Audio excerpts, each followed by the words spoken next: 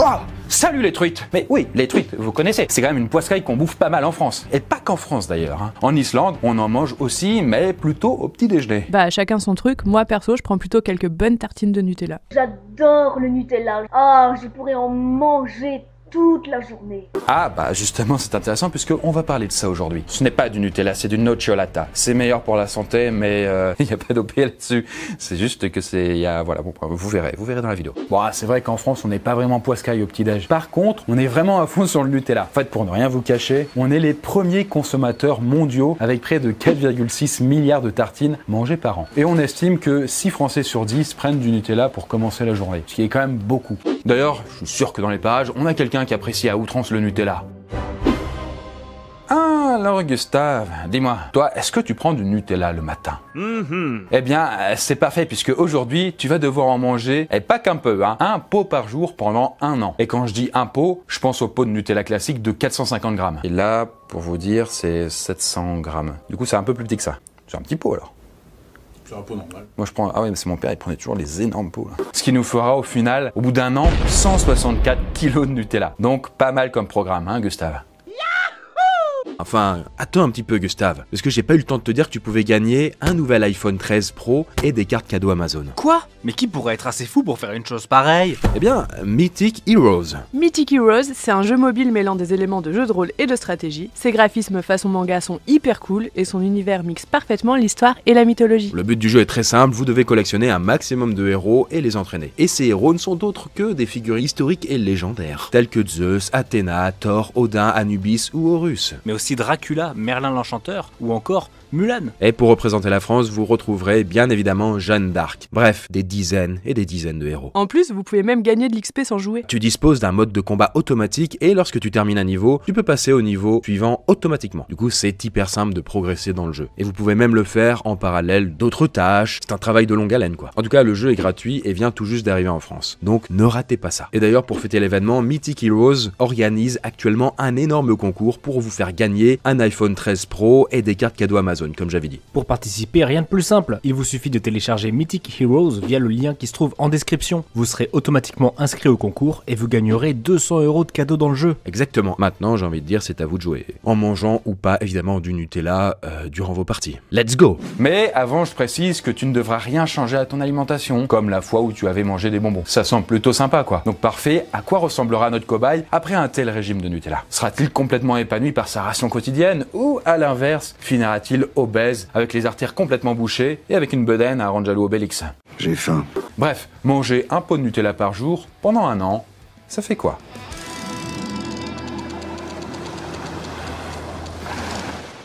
Bon, nous voilà au premier jour de notre expérience. Et plus précisément, le matin. Bon, voyons si notre cobaye tient le coup. Bon, je déconne, un pot de Nutella par jour, le premier jour ça va, ça se passe bien quoi. D'ailleurs, Gustave, tu me croirais si je te disais que sans Napoléon, le Nutella n'aurait peut-être jamais existé? Le giandouja, l'ancêtre du Nutella, a été inventé à l'époque napoléonienne. La France empêchait alors les navires anglais de vendre leurs produits en bloquant les ports. Ainsi, beaucoup de denrées devenaient rares, notamment les fèves de cacao. Or, en Italie, les pâtissiers avaient besoin de cacao pour travailler, mais par souci d'économie, ils vont incorporer des noisettes dans leurs recettes. Et coup de chance, dans le Piémont, une région d'Italie, il y a plein de noisettes. Elles sont d'ailleurs réputées pour être encore aujourd'hui les meilleures du monde.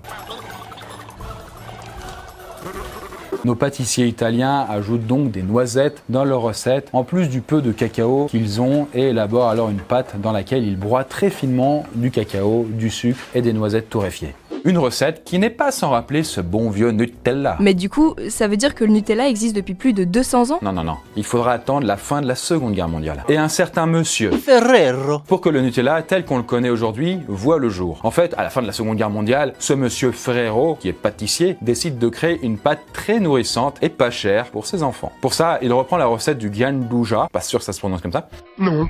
mais en y ajoutant du lait en poudre et une huile végétale de sa conception. Et c'est là que le Nutella est né. Non, pas encore. À ce moment, le Nutella ressemble à une sorte de motte de beurre très dense, mais ça ne l'empêche pas de connaître le succès. Au fil des ans, la recette va s'affiner. L'entreprise de Monsieur Ferrero va se développer et franchir les frontières italiennes. Et c'est en 1964 que le Nutella arrive officiellement en France, avec une recette qui n'a quasiment pas changé depuis. C'est quand même fou de se dire ça, sachant que moi je l'ai connu depuis que je suis né et que du coup ça fait partie de mon alimentation quotidienne quoi. Enfin, presque quotidienne maintenant. Et toi Gustave, où est-ce que t'en es?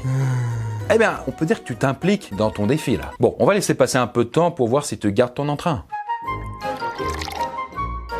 Bien, ça fait une semaine que notre cobaye a la lourde mission de s'enfiler quotidiennement un pot de Nutella par jour. Un pot de 450 grammes, bien sûr. Et à l'heure actuelle, il en a un peu plus de 3 kilos de Nutella. Mais est-ce toujours aussi facile à faire? Bon, on dirait que oui. Je te rappelle que quand même, t'es pas obligé de manger les pots en entier à chaque fois. Oui, tu peux le répartir sur la journée, quoi. D'ailleurs, en une semaine, t'as dépassé la consommation moyenne des Français qui est de 5 pots par an. D'ailleurs, je sais pas si t'as vérifié, mais normalement, un petit couteau est caché dans le couvercle du pot de Nutella. Yo, what the hell is that knife? Oh my god. Et d'ailleurs, en parlant de secret, est-ce que vous êtes déjà demandé ce qu'il y avait dans le Nutella? Non. Non mais Gustave, je t'ai pas posé la question, donc on s'en fout, toi bouffe. Eh bien, contrairement à ce qu'on pourrait penser, il n'y a pas que du chocolat, du lait et des noisettes. Ah non, on est bien loin de ça. Tout à fait. Le cacao, les noisettes et le lait en poudre ne représentent qu'à peine un tiers de la composition du Nutella. Le reste du pot est composé d'huile végétale à hauteur de 20% et de sucre à hauteur de 50%. Le Nutella contient aussi, dans d'infimes proportions, de la léchithine de soja, de l'additif alimentaire E322 et des arômes synthétiques de vanille. Autrement dit, plus des 2 tiers du Nutella est juste fait avec du sucre et du gras. D'ailleurs, des journalistes ont recomposé un pot de Nutella en superposant les différents ingrédients qu'il compose. Et le résultat est celui-là. Alors Gustave, ça donne envie, pas vrai? Non. Bon, pour le moment, les effets de cette sympathique mixture de sucre et de graisse ne se font pas trop ressentir, mais voyons si ça va durer.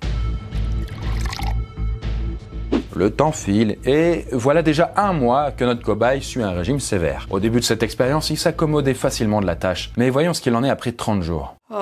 Ah, Gustave, je vois que t'es toujours très zélé. Sans doute que ton corps ne se lasse pas du cacao et du sucre, hein, mais on dirait que t'as un peu grossi. Tiens, je suis pas vraiment étonnée. Ouais, fallait s'y attendre. Et ça, c'est un coup d'huile de palme et du sucre. Et oui, les deux principaux ingrédients qui constituent le Nutella sont très caloriques. Le sucre compte 387 calories pour 100 grammes et l'huile de palme 884 calories pour 100 grammes. Avec tout ça, un pot de Nutella classique de 450 grammes comporte un peu plus de 2400 calories. Et ces 2400 calories, notre cobaye se les enfile en plus des 100 repas qu'il prend dans la journée. Ok, mais au final, il se prend combien de calories dans la journée? Eh bien, en admettant qu'en plus de son pot de Nutella, il mange normalement, soit 2500 calories par jour, eh bien il se prend quotidiennement 4900 calories, soit presque le double de ce dont un homme adulte a besoin. Et avec un tel régime, c'est normal qu'il prenne un peu de poids, surtout qu'en plus il fait pas plus d'exercice. Bon, il y a une technique pour rendre le Nutella moins calorique. Par contre, je préfère prévenir, c'est pas très ragoûtant. En fait, en laissant un pot de Nutella dans un endroit chaud, comme dans une voiture garée en plein soleil, le Nutella va se liquéfier. L'huile de palme va se dissocier du Nutella et se mettre à remonter à la surface du pot. Et il sera alors possible de la retirer. Ouais, ça fait pas vraiment envie. Mais le Nutella est encore comestible après ça? Oui, a priori. Mais en perdant son huile de palme, sa texture changera et la pâte à tartiner sera beaucoup plus dure, solide. Enfin bon, notre cobaye n'a pas le droit d'utiliser cette petite astuce. Laissons donc passer un peu de temps et quelques pots de Nutella en plus pour voir ce qui va se passer. Et bien voilà, 6 mois sont passés depuis que notre cobaye a commencé son régime. Au total, là, il s'est enfilé 180 pots, soit 432 000 calories. Ça fait beaucoup. Vraiment beaucoup. Et avec ça, inutile de vous dire que notre cobaye a un peu grossi, quoi. Un peu trop quand même là. Ah ouais, effectivement. Mais il n'y a pas que ça, parce que l'huile de palme contenue dans le Nutella a aussi des conséquences cachées sur l'organisme de notre cobaye. L'huile de palme contient des acides gras saturés qui ont la particularité de la rendre solide à température ambiante, et donc de donner sa texture au Nutella. Ces acides gras saturés peuvent se trouver dans des graisses animales ou végétales, et, même s'ils jouent un rôle important dans notre alimentation, ils peuvent entraîner des maladies cardiovasculaires en favorisant les dépôts dans les artères.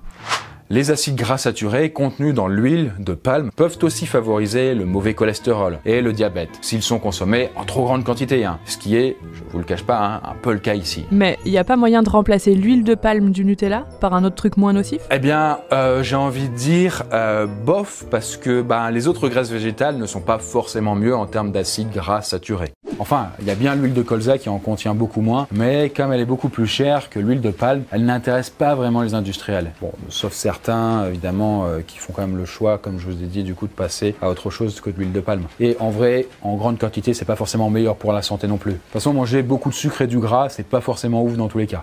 Et puis, vous savez, l'huile de palme a également un autre inconvénient, au niveau écologique cette fois-ci. Oui, parce que d'après le site de la WWF, 85% de l'huile de palme mondiale est produite en Indonésie et en Malaisie, dans des conditions plutôt discutables quoi. En fait, des forêts de palmiers sont plantées au détriment des forêts tropicales riches en biodiversité, et concrètement, du coup, on détruit l'habitat de certains animaux, les orang-outans ou même les rhinos, pour faire des cultures. Donc des cultures d'huile de palme. Et ces cultures entraînent aussi une augmentation de la pollution des eaux et des sols, donc d'une manière générale, c'est pas tip top l'huile de palme. Et c'est aussi pour ça que par exemple avec le nocciolata, ils ne mettent pas d'huile de palme, pour le côté un peu plus écolo on va dire, et qu'ils ont remplacé par de l'huile de tournesol. Et il n'y a pas un moyen de pas utiliser d'huile du tout pour faire de la pâte à tartiner? En fait pas vraiment, car ce sont les acides gras qui vont donner à la pâte sa texture si unique. N'est-ce pas Gustave?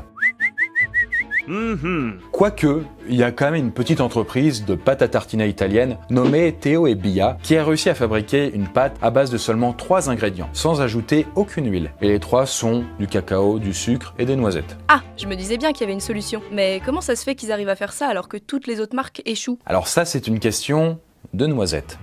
L'écrasante majorité des pâtes à tartiner, y compris le Nutella, sont fabriquées avec des noisettes importées de Turquie, qui est le principal producteur mondial. La qualité de ces noisettes est inégale, et plus elles sont grosses, plus elles sont chères. Mais certaines marques utilisent des noisettes du Piémont, une région du nord de l'Italie dont nous avons déjà parlé, et qui est réputée pour être l'endroit où poussent les meilleures noisettes du monde.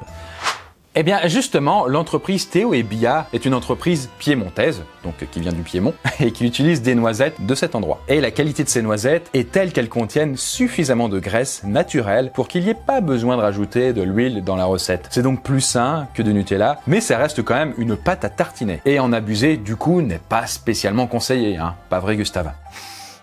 Bon, a priori, toi tu t'en fous, tu bouffes ton Nutella. Mais revenons à la fin de l'expérience, quand même, pour voir si t'es toujours debout. Et bien voilà, on arrive au terme et voyons ce que Gustave est devenu après 1 an, avec un pot de Nutella par jour. Ah, ouais, c'est un peu comme avec les bonbons. Il fallait s'y attendre, le sucre et le gras ont fait leurs offices. Des dépôts ont commencé à se faire dans les artères de notre cobaye et il est maintenant sujet au diabète et risque des problèmes cardiaques. Ah, et d'ailleurs, au cas où vous l'auriez pas remarqué, il a quand même pas mal grossi. Sa prise de poids est assez difficile à estimer, mais on peut raisonnablement penser qu'il a passé le cap de l'obésité sévère, voire même morbide.